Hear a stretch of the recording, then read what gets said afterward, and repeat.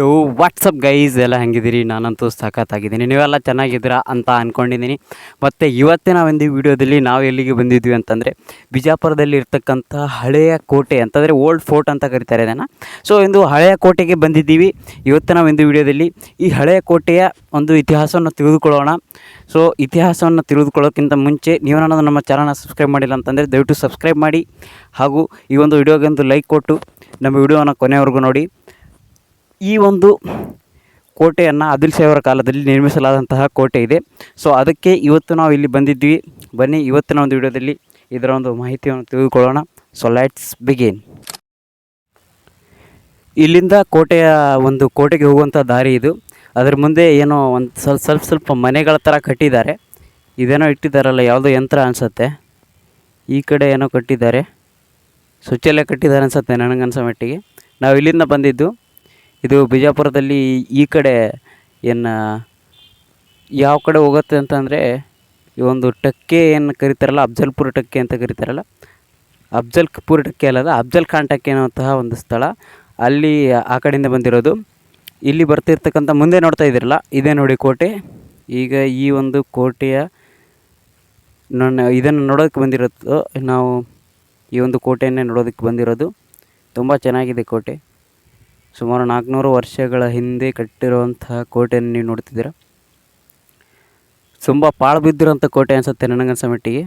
ಇಲ್ಲಿ ಸಣ್ಣ ಸಣ್ಣ ಮರಗಳನ್ನು ನೆಟ್ಟಿದ್ದಾರೆ ನೋಡಿ, ಯಾವ ಥರ ನೆಟ್ಟಿದ್ದಾರೆ.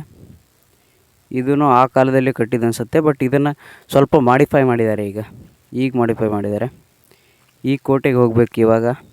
ಆ ಕಡೆಯಿಂದ ದಾರಿ ಇದೆ ಅನಿಸುತ್ತೆ ನನಗೆ. ಇದು ಹಿಂದ್ಗಡೆ ಅನಿಸುತ್ತೆ, ಯಾಕಂದರೆ ಈ ಕಡೆಯಿಂದ ಏನೂ ಮೇಲ್ಗಡೆ ಹಬ್ಬೋದಕ್ಕೆ ಯಾವುದೇ ಇದು ಇಲ್ಲ ನೋಡಿ. ಮೇಲ್ಗಡೆ ಹಬ್ಬೋದಕ್ಕೆ ಯಾವುದೇ ಜಾಗ ಇಲ್ಲ ಇಲ್ಲಿ.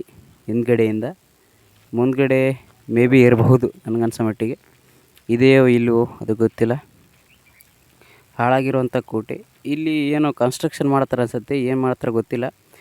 ಮೇ ಬಿ ಇದು ಸರ್ಕಾರಕ್ಕೆ ಒಂದು ಸಂಬಂಧಿಸಿದ ಜಾಗ ಅಂತಂದರೆ ಸರ್ಕಾರದವ್ರ ಜಾಗ ಅನಿಸುತ್ತೆ ಇದು. ಯಾಕಂದರೆ ಹಳೆಯ ಕಾಲದಲ್ಲಿರ್ತಕ್ಕಂಥ ಸ್ಮಾರಕಗಳು ಇರ್ತಕ್ಕಂಥ ಜಾಗಗಳು ಈಗ ಸರ್ಕಾರದ ಜಾಗಗಳಾಗಿಬಿಟ್ಟಿದೆ.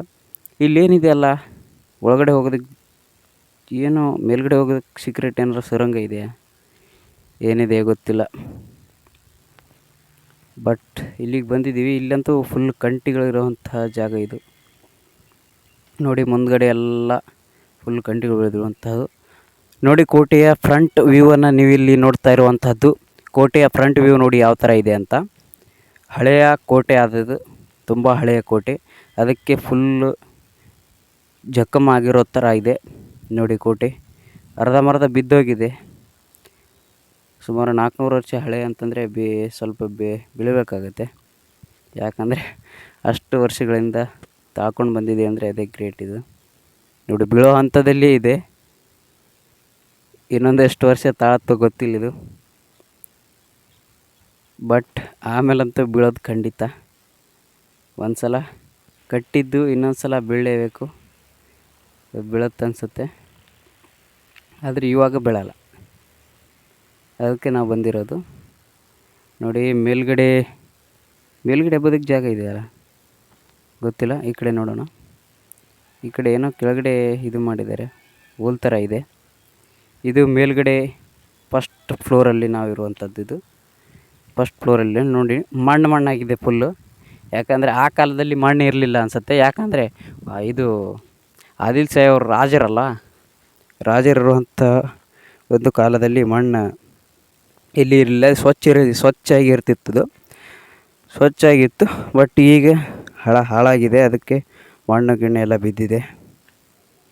ಇದು ಹಳೆಯ ಒಂದು ಕೋಟೆಯ ಫಸ್ಟ್ ಫ್ಲೋರನ್ನು ನೋಡ್ತಿದ್ದೀರ ನೋಡಿ. ಈ ಒಂದು ಇಂಡೋ ಇಸ್ಲಾಮಿಕ್ ಶೈಲಿಯಲ್ಲಿ ಕಟ್ಟಿರುವಂತಹ ಕಟ್ಟಡ ಅಂತಂದರೆ ಇದೊಂದು ಕೋಟೆಯ ಭಾಗ ಇದು. ಬಟ್ ಇದಕ್ಕಿಂತ ಕಂಟಿನ್ಯೂಸ್ ಆಗಿ ಅಂತ ಮುಂದ್ಗಡೆ ತೊಗೊಂಡು ಹೋಗಿರ್ತಾರೆ. ಬಟ್ ಇಲ್ಲಿಗೆ ಸ್ವಲ್ಪ ಉಳಿದಿರುವಂಥ ಕೋಟೆಯನ್ನು ನಾನು ತೋರಿಸ್ತಾ ಇರೋದು ನಿಮಗೆ.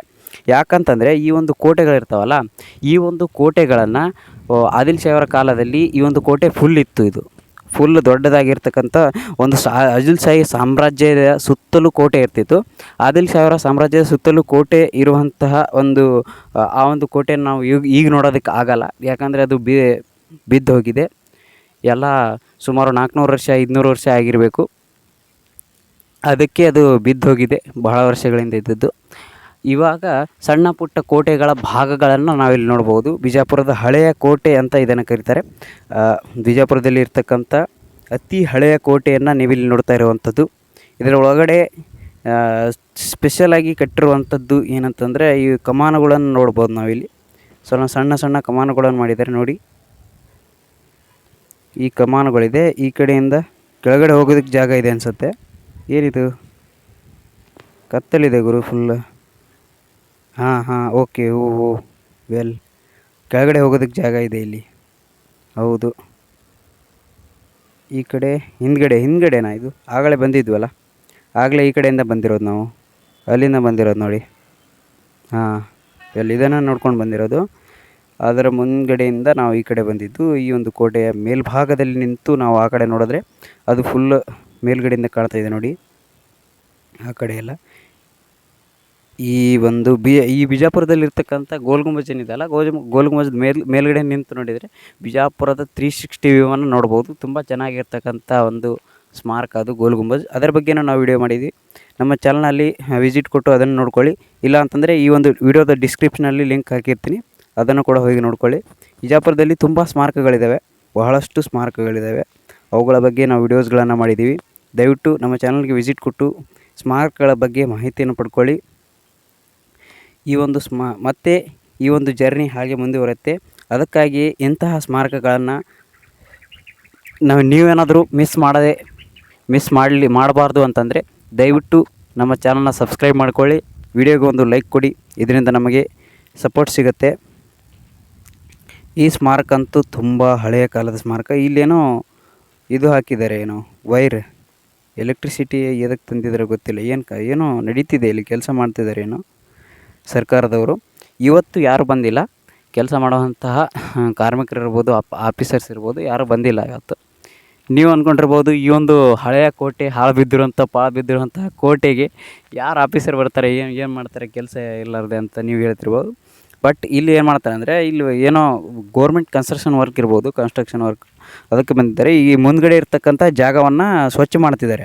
ಇರ್ತಕ್ಕಂಥ ಕಂಟಿಗಳನ್ನೆಲ್ಲ ತೆಗೆದು JCB ಇಂದ ಏನು ಕ್ಲೀನ್ ಮಾಡ್ತಿದ್ದಾರಲ್ಲ, ಇದರಲ್ಲಿ ಏನೋ ಕಟ್ತಾರೋ ಅಥವಾ ಏನು ಮಾಡ್ತಾರೋ ಗೊತ್ತಿಲ್ಲ. ಗೋರ್ಮೆಂಟ್ದೇ ಅಂತಲೂ ಹೇಳೋಕ್ಕಾಗಲ್ಲ, ಯಾಕಂದರೆ ಸ್ಮಾರಕ ಇರುವಂಥ ಜಾಗವನ್ನು ಬಿಟ್ಟು ಮುಂದ್ಗಡೆ ಇರ್ತಕ್ಕಂಥ ಈ ಜಾಗ ನೋಡ್ತಿರೋ, ಇದು ಕೂಡ ಅವರ ಬೇರೆ ಒಂದು ಪ್ರೈವೇಟ್ ಆದ್ಮೇ ಏನು ಜನರ ಒಂದು ಜಾಗನೂ ಇರಬಹುದು ಅಂತ ನನಗನ್ಸುತ್ತೆ. ಇದು ಅನಿಸುತ್ತೆ.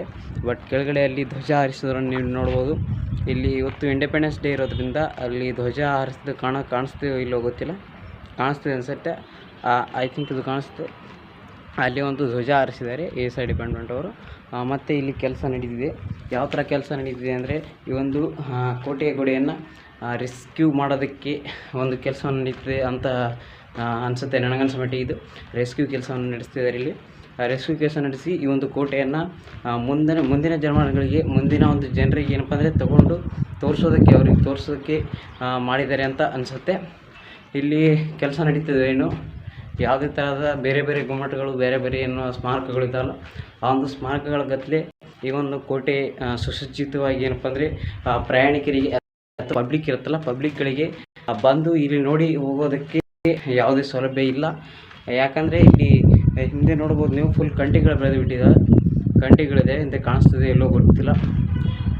ಫುಲ್ ಕಂಟಿಗಳು ಬೆಳೆದು ಈ ಕೋಟೆ ಅಂತೂ ಸ್ವಲ್ಪ ಹಾಳಾಗಿದೆ ಅಂತಲೇ ಹೇಳ್ಬೋದು. ಹಾಳಾಗಿದೆ, ಫುಲ್ ಬಿದ್ದೋಗ್ಬಿಟ್ಟಿದೆ.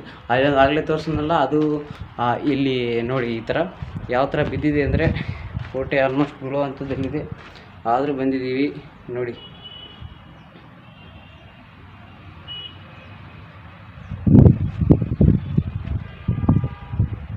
ಇದೆ ಕೋಟೆ. ಈ ಕೋಟೆ ಅಂತೂ ಬೀಳೋದಕ್ಕೆ ಬಂದುಬಿಟ್ಟಿದೆ. ಇಲ್ಲಿ ಯಾರೂ ಬಂದಿಲ್ಲ, ಮುಂಚೆ ಯಾರೂ ಬಂದಿಲ್ಲ ಅಂತ ಅನಿಸುತ್ತೆ ನನಗನ್ಸೋ ಮಟ್ಟಿಗೆ. ನಾನು ಎಲ್ಲ ಕಡೆ ವೀಡಿಯೋಸ್ಗಳನ್ನು ನೋಡ್ತಿರ್ತೀನಿ ಯೂಟ್ಯೂಬಲ್ಲಿ ಇಲ್ಲಿ. ಬಟ್ ಯಾವುದೇ ವಿಡಿಯೋ ಅಥವಾ ಯಾವುದೇ ಫೋಟೋಸ್ ನಮಗೆ ಸಿಕ್ಕಿಲ್ಲ ಇಲ್ಲಿ. ಯಾಕಂದರೆ ಇಲ್ಲಿ ಯಾರೂ ಬರೋದು ಇಲ್ಲ, ಯಾರೂ ಬರಲ್ಲ ಇಲ್ಲಿ. ಯಾಕಂದರೆ ಇದು ಹಾಳಾಗಿರುವಂಥ ಕೋಟೆ. ಇಲ್ಲಿ ಆಲ್ಮೋಸ್ಟ್ ಯಾರೂ ಬರಲ್ಲ. ಕನ್ಸ್ಟ್ರಕ್ಷನ್ ವರ್ಕ್ ನಡೀತಿದೆ ಆ ಕಡೆ ಈ ಕಡೆ ಎಲ್ಲ. ಒಂಥರ ಭಯದಲ್ಲಿ ಬಂದಿದ್ದೆ ನಾನೇ, ಏನು ಮಾಡ್ತಾರೆ ಅಂತ. ಬಟ್ ಅಲ್ಲ, ಬಟ್ ಕೆಳಗಡೆ ಕೆಲಸ ನಡೀತಿದೆ ಅಂತ ಅನಿಸುತ್ತೆ. ಸೊ ಈ ವಿಡಿಯೋ ನಿಮ್ಗೆ ಇಷ್ಟ ಆದರೆ ಲೈಕ್ ಮಾಡಿ, ಚಾನಲ್ನ ಸಬ್ಸ್ಕ್ರೈಬ್ ಮಾಡಿ. ಮತ್ತೆ ಮುಂದಿನ ವಿಡಿಯೋದಲ್ಲಿ ಸಿಗೋಣ. ಅಲ್ಲಿವರೆಗೂ ಬಾಯ್.